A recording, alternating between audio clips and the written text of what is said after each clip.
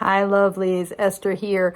Apologies for the poor video quality in what follows. It seemed important to share with you this PowerPoint I recently put together on the topic of tarot reversals, of those moments when the tarot plucks things up by the foot, gives us cards upside down. I want to empower the whole world to read those reversed cards because, A, I think it's easy to read them. So I want to make the argument that it's easy, but most importantly, I think it's crucial, that it's so central to the wisdom of tarot. So I did this PowerPoint for my Mindful Tarot community, wanted to share it with you, wanted to encourage all of you to join on board for a challenge we're doing on the Mindful Tarot Facebook page called #reversal summer. I think I'm calling it that, for reversal summer. Yeah, that sounds right. It's just a lot of fun. So if you're not part of the Mindful Tarot community, find us on Facebook or send me an email at the address below and consider joining us. It's a really lovely, heartful group of people. Okay, without further ado, let's talk about tarot. Let's talk about those moments when things are hanging by their feet and why that's so important for all of us as tarot seekers.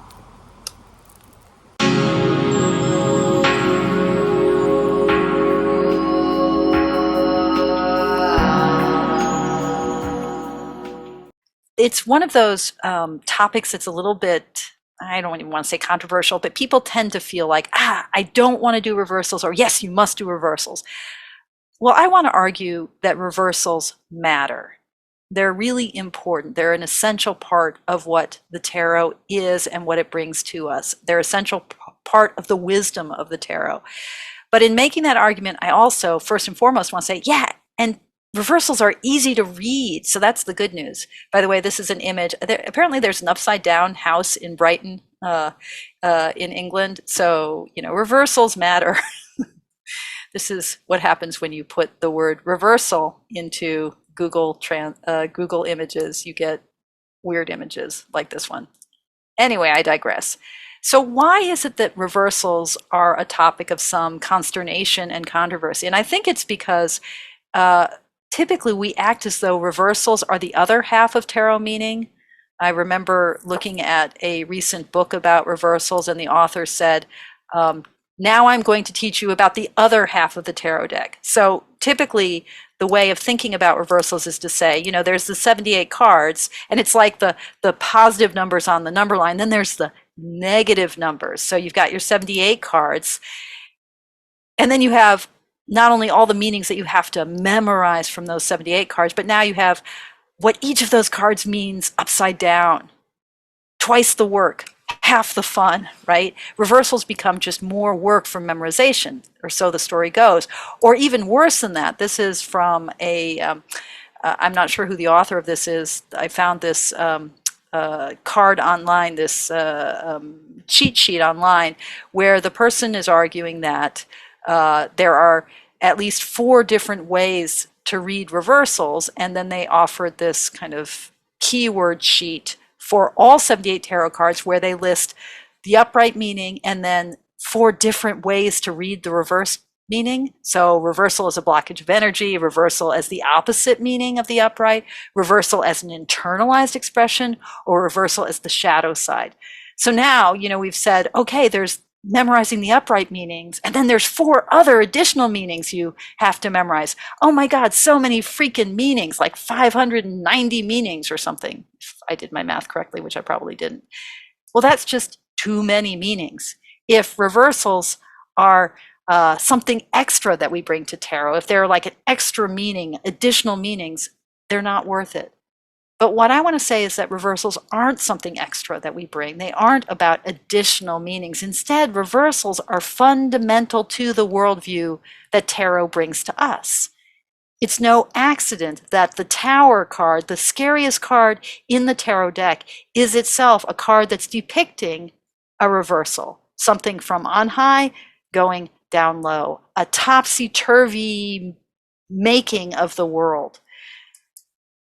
Indeed, the whole vision of tarot, especially as it's embedded in the major arcana, the whole worldview of tarot is a view of a world, of a human life, ruled by the wheel of fortune, ruled by the ups and downs of a human existence, right?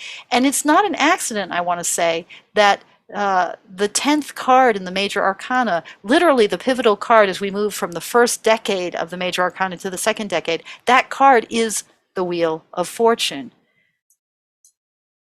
Death, the idea of what comes up falling down, is at the center of the tarot, part of its fundamental worldview. So going back to the Wheel of Fortune, this central card here is from Paul Hewson's wonderful Dame's Fortune's Wheel Tarot deck, where he brings forward historical imagery of the tarot. And it really depicts that very classical teaching of Lady Fortune and Fortune's Wheel. We have here four figures. It's actually one human, their life. And each of these figures, this is from on the left, is the Visconti Sforza tarot image, the origin of this. But each of these figures is depicting another phase in the human life cycle, starting with, let's say, this gentleman in the green on the left, who's saying in Latin, "Regna bo," I will reign, I will rule. Okay, that sense of us as we're growing, as we're maturing, as our ego, our selfhood is evolving, that sense that we are going to come into our maturity, come into our own. And then we reach the top of our lives. We reach the top of the wheel. This figure in blue here is saying, Regno, I am ruling, I am reigning. This is the moment of the sovereignty of our selfhood, right? When we come into our own, we're in our majority, we're feeling good in our skin, right? We all get there. But then we don't stay there forever, because a human life inevitably starts to decline. If we're lucky, right? If we're lucky, we age, we get to decline, we're not cut off too soon. This figure coming down as the wheel of fortune, as the wheel of time continues to turn. This figure, what they're saying is regnawi, I have ruled, right? That sense of aging, of losing, of loss, of the loss that's involved in every human life. And then finally the figure at the very bottom, who's sort of carrying the whole wheel on his back, the old man. Maybe even he's the hermit, the old man as the repository of wisdom. His wisdom is the wisdom that we gain when we have lost everything. And what he's saying is, ego sum regno, I am without rule, I am without kingdom.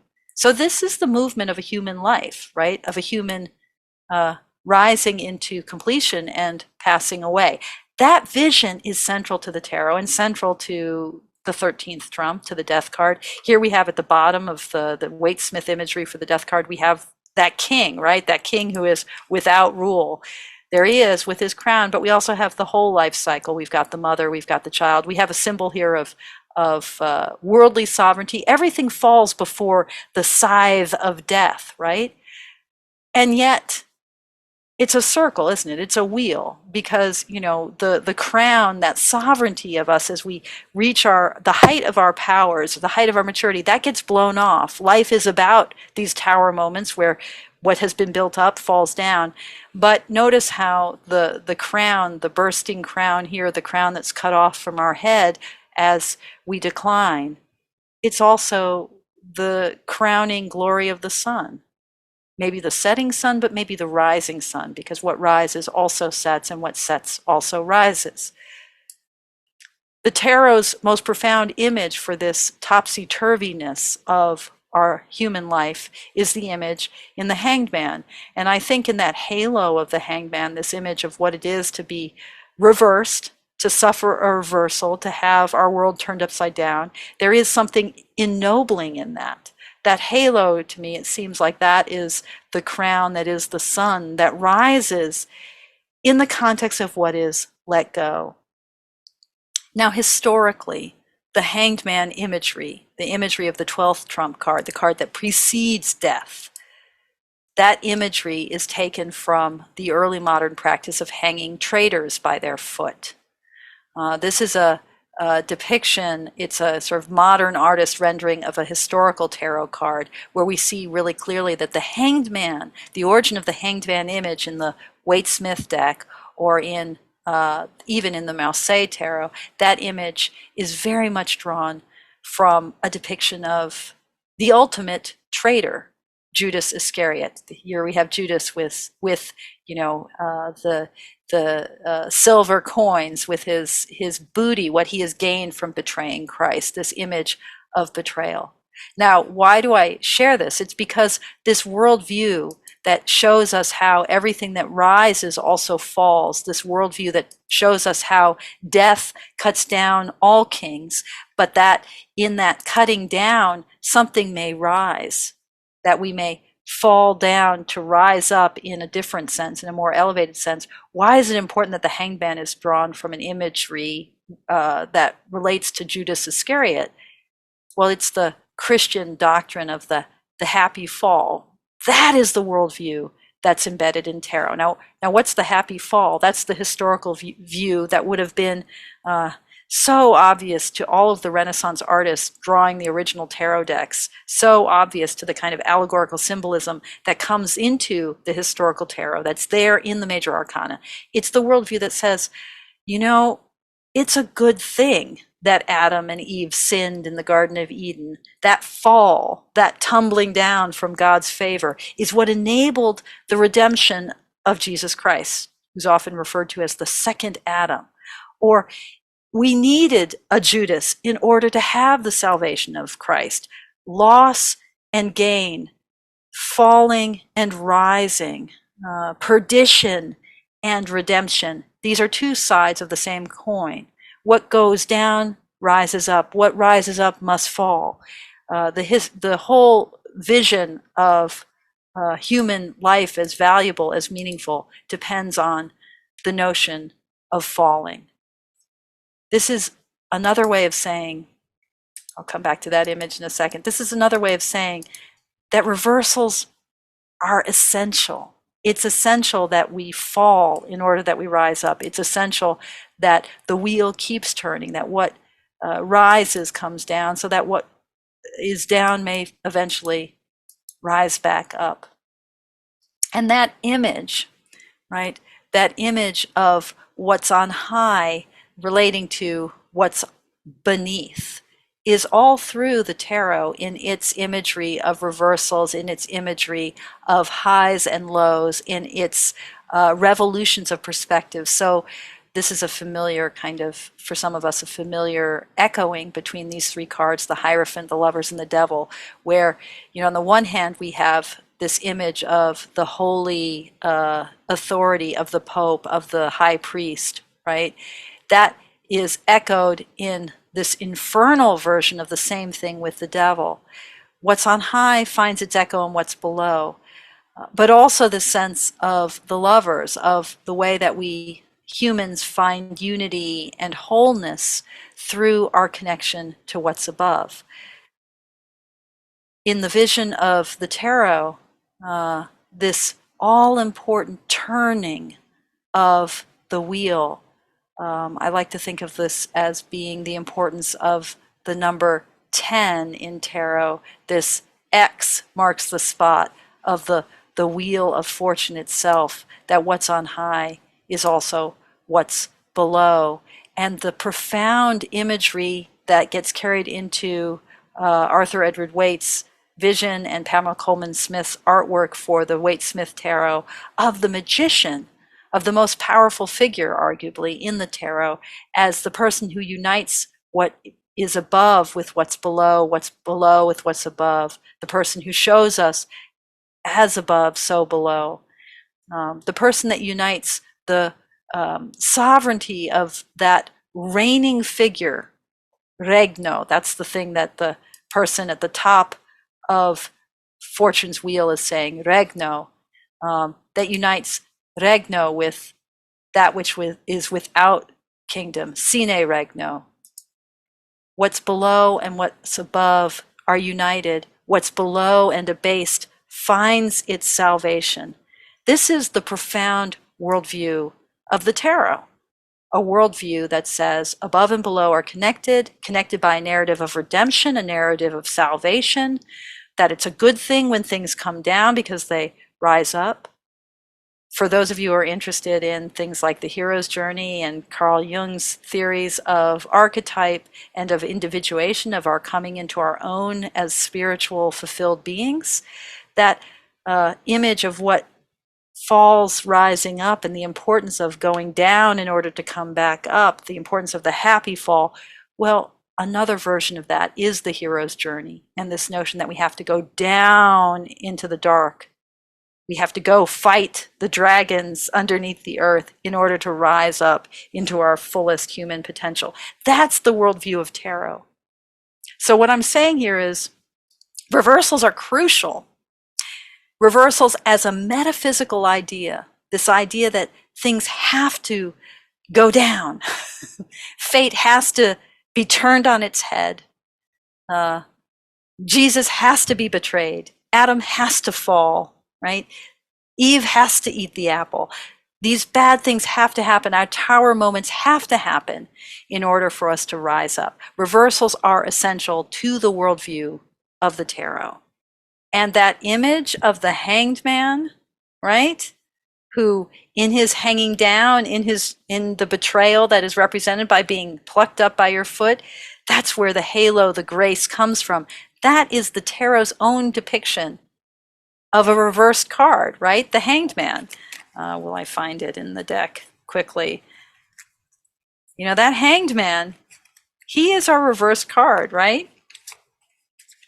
In fact, any of you interested in the Dodal Tarot, that historical tarot deck from 1701, the hanged man, there's a error in the original deck where is it the Dodal or is it the Noble? Now I'm confused. Where the hanged man is right side up. But this card is, when it's right side up, it's inverted, right? That's the power of this card. So I've just explained now why reversals matter. Reverse cards, paradigmatically imaged in this card that is already reversed when it's right side up, reverse cards are central to the worldview of the tarot. The worldview that is embedded in this deck about what is above and what is below, and how that which is abased and below is essential for the meaning to shine through in all of its radiance. Reversals are essential. They're baked into the meaning of tarot. Now I want to argue that reversals are easy, that reversals aren't about an additional different meaning. Reversals are about the way that the tarot gets our attention by plucking itself up by the foot. So when I think about a reverse card, when I come across it, my way of dealing with it is always, always, always to say, this is a moment that the tarot has tried to get my attention. Oh, here we are, the reverse card of death. So if I pull a reverse card, I don't think to myself, what is the reversed meaning of this card? I think, how is the tarot trying to get my attention? And anytime I am trying to understand and to amplify a message from the tarot, I have one tried and true, surefire way to work with that, and that is to draw a clarifying card. So every time I get a reversal, I draw a clarifying card. So death reversed, I say, okay, what are you trying to tell me? Okay, you want me somehow, now the Five of Cups is going to help me better understand what's being spoken in death. Now, if I get this card upside down, my clarifying card, if that's upside down, I don't pick another clarifier. Instead, I just see this as like an exclamation point. The tarot's really picking itself up by the heel and saying, hey, pay attention. So I read it as further emphasis. So tarot, when I'm reading reversals, I use clarifying cards. I see those moments as the tarot using all of its tools to highlight a particular message and to get me to slow down, to pay attention. I see it as the tarot using its capacity to underscore a given moment of reflection. So let's do what do I want to do? Let's do a root canopy reading. So reading a 2-card reading where the first card is that which I need to, the energy I need to kind of settle into today, and where the second card is what arises from that. So I'm just gonna pick until I get I want a reversal. So I'm gonna hope that I get one right away. And I did. Thank you. Thank you, Tarot. So this is my root right now, wanting to settle into the Hermit, but it's reversed. So the Tarot's like, okay, pay attention. Your root is the Hermit, but you need to listen up, Esther. Listen up. So I'm going to pick another card. Queen of Swords. So this is a card I associate with grief. I associate it with ways in which I'm putting off my emotional connection to the world. The Queen of Swords for me is often a figure, like all the queens, a figure that is about our watery, relational, imaginative, heartful side, but she's water of air. That's kind of a hard thing to be. She is cutting through her world, and there's a sense of pain and separation. So I'm going to read this very simply and say that, okay, my root, the Hermit, and all of that kind of inwardness and wisdom and quiet and introspection, solitude that the Hermit represents, all the ways in which I may need to step back, turn the light back, step back, take the backward step, we Zennies would say. That is both necessitated and maybe hindered by grief. Okay, so recognizing the grieving qualities that attach to the Hermit. And now I'm going to pick my Canopy card. Ooh, another grief card. So there, I'm getting a lot of emphasizing here. I'm going to pick finally my clarifier for that, the Hierophant. Ooh. And it was upside down, but I just turned it right side up. I don't read my clarifiers as reversals, but they're emphasizing it. So this is a teaching card for me, the authority of teacher. It's a card I associate with my teaching, wearing my teaching hat, which ironically, that's what I'm wearing right now as I'm talking to you about this. So here I've demonstrated a kind of reversal, saying, okay, your root is introspection, the quiet, the taking the backward step of the Hermit. That is kind of qualified or hindered or maybe necessitated by grief, but branch out into the brokenheartedness of that. That's where the teaching message is coming from. This grief and this teaching are united. This is a very actually on point reading because I've been thinking a lot about grief and about how nothing too heavy here. I'm not like in the middle of active loss, but I have come to think these days, kind people, that grief is something that I understand and attune to quite deeply. I mean, I'm a chaplain by profession after all, and I've been thinking I need to talk about grief. I need to teach about grief. So I'm getting a confirmation in this reading. Okay, that's an example of working with reversals. I'm telling you guys, reversals, they're essential to the way the tarot thinks.